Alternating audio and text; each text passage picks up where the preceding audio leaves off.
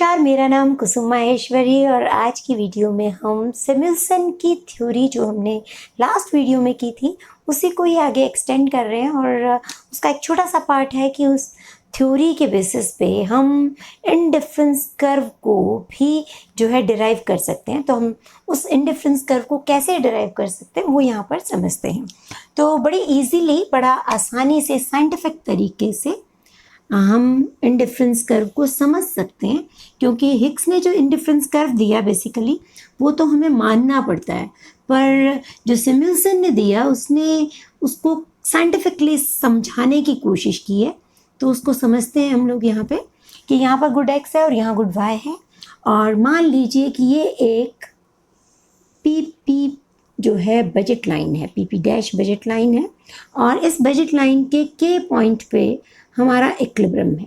ठीक है, यानी कि इसका क्या मतलब, इसका मतलब है स्ट्रॉन्ग ऑर्डरिंग को फेवर करते थे और वो कहते थे कि जिस पॉइंट पे को आपने प्रेफर कर लिया मतलब कि बाकी के सारे पॉइंट्स क्या है, इन्फीरियर है। तो हमने क्या लिखना है, ये सारा का सारा एरिया जो है हमारा क्या होगा, इन्फीरियर जोन।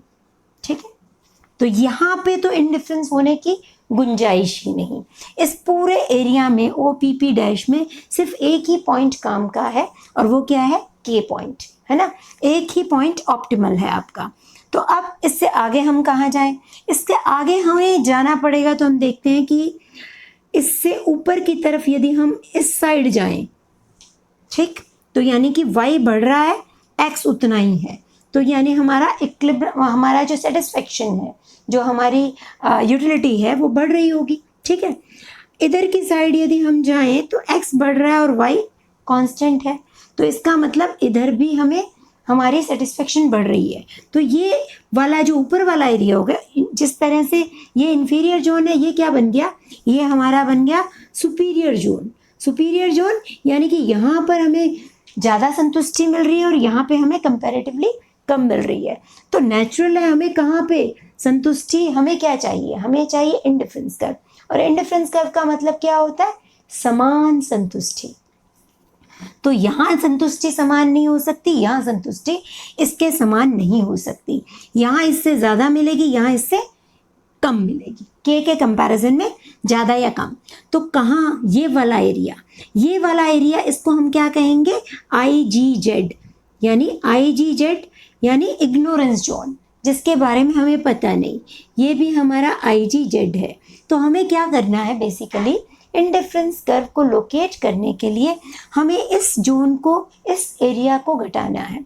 और उसके लिए हम क्या कर सकते हैं, उसके लिए हम लगातार प्राइसेस में इंक्रीज और डिक्रीज करेंगे। तो जब इंक्रीज और डिक्रीज करेंगे, जब प्राइस में ये y में इंक्रीज हो रहा है तो क्या हो रहा है कि हमारा यहाँ पे मान लीजिए इक्विलिब्रियम हो रहा है, ये K डैश है या K1 कह लीजिए, K1 है तो K1 पे भी एक सुपीरियर जोन बन जाएगा। इधर से K2 बन गया, K2 पे भी एक सुपीरियर जोन बन जाएगा। तो ये एरिया भी घट गया, हमारे पास क्या रह गया, इग्नोरेंस जोन जो है कम हो गया ना। तो इसी तरीके से हम इग्नोरेंस जोन को और कम करते करते करते करते क्या कर सकते हैं, एक IC ढूंढेंगे। तो IC जाएगा कहाँ पे, यहीं पे होगा। ठीक है, क्यों, क्योंकि IC देखो ऐसा तो हो नहीं सकता, ऐसा IC नहीं हो सकता। क्यों, क्योंकि नीचे यहाँ K पे यूटिलिटी जो हमें मिल रही है, ऊपर ज़्यादा मिल रही है, नीचे कम मिल रही है। यहाँ पे IC हो नहीं सकता क्योंकि यहाँ पे दोनों साइड ही कम मिल रही है। ठीक, IC को नेचुरल है, कैसा होना पड़ेगा, ऐसा ही होना पड़ेगा। और इस एरिया को घटाते घटाते हम उस IC की सही शेप पर धीरे धीरे पहुंच सकते हैं। तो यही जो है साइंटिफिक तरीका है सिमुलसन का IC को इस थ्योरी के थ्रू जो है डिराइव करने का।